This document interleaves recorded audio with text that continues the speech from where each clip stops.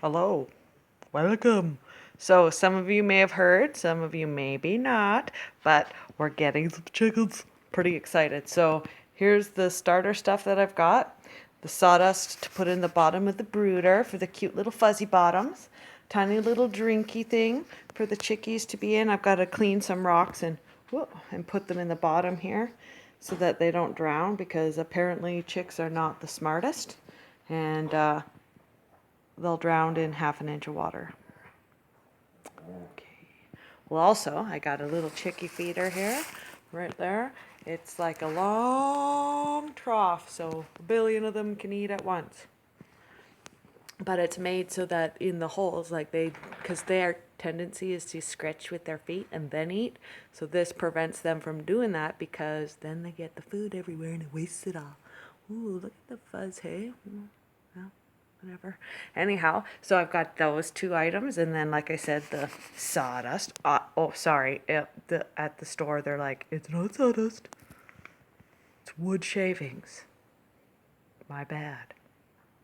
Anyhow, so then I've also got this chick starter feed just for babies. Apparently, if you have them on that, it's digestible enough that you don't have to also give them grit, because like most people know, well, maybe they don't, birds need stones or whatever in their little gullet, whatever that thing is called. I don't care. I'm not technical. And they need these little tiny stones to help digest their food because they don't chew. Anyhow, so the chickies don't actually need that until they get to be bigger, or if I start adding other food to their diet early, like compost or anything like that. But I don't know if I will, but I accidentally got a big thing of grit because the guy at the store wasn't quite there to help me out. He was in and out because it was very busy, so I forgive him. My chicks are coming from Rochester Hatchery. They're really, really well known in the area. They're super good. I'm going to go pick them up, though, instead of getting them sent through the mail. So, April 21st, I get my babies, and in a few days, I'll show you a video of us actually putting the brooder together. We're waiting for one item, which is the actual container they're going to go in. I was thinking possibly of emptying out my big old log containers here for firewood that I have. Duh, it's like a Rubbermaid from Walmart, and using that. It's a little small. I'm getting 25 chicks, and then some other people are going to take them once they're a little bit bigger, so I'll be down to 20 or 15, and then hopefully they all grow to adults, but we'll find out. But that's too small in my opinion, so we're going to either get a big shipping crate and build up the sides, or reinforce this caging and put it around the sides, and with a bunch of newspaper and then the shavings on the ground. But I heard that that's really dirty, because even though they don't scritch through their food and make a big mess, they scritch through the wood shavings and make a huge mess. So, pretty excited though. Chicks are the best. One thing to note: as much as I'm like, oh, I want to kiss them, they're so cute, you can't. Unless you really like salmonella poisoning. And so, note to self: when you get the chicks, no smooching. You can pet them and touch them, but you got to wash your hands after, and I'll probably just be wearing gloves when I handle them anyhow. And it's too bad that we're all quarantined in our houses and crap like that, because I'd like to have people who have kids, or even people who are interested, to come see the new babies, because they're so cute. I'm getting 3 types of chickens. I heard they all have decent personalities. They're dual purpose birds. They're layers and meat birds.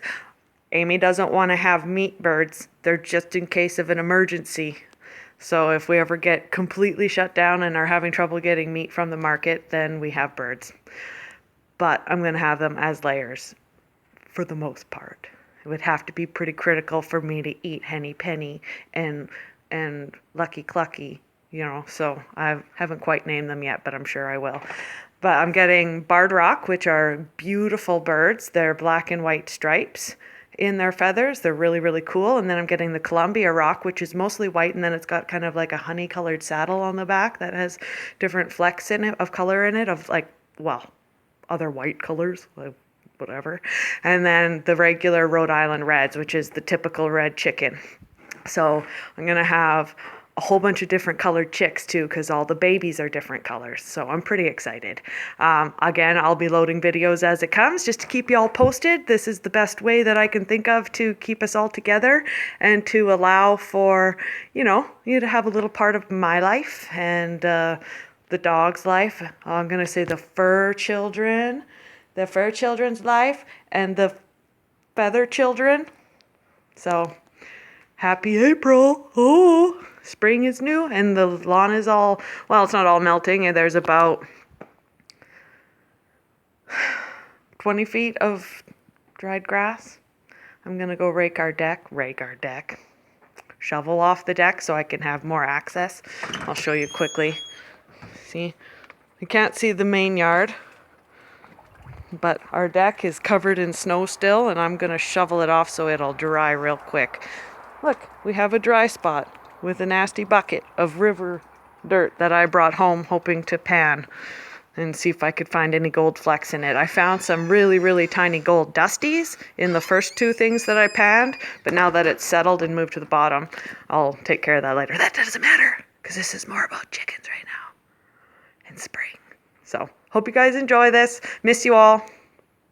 And if you don't know me, and you're not a friend or family who's watching this, welcome. And I hope you enjoy a little peek at a regular Albertan's life.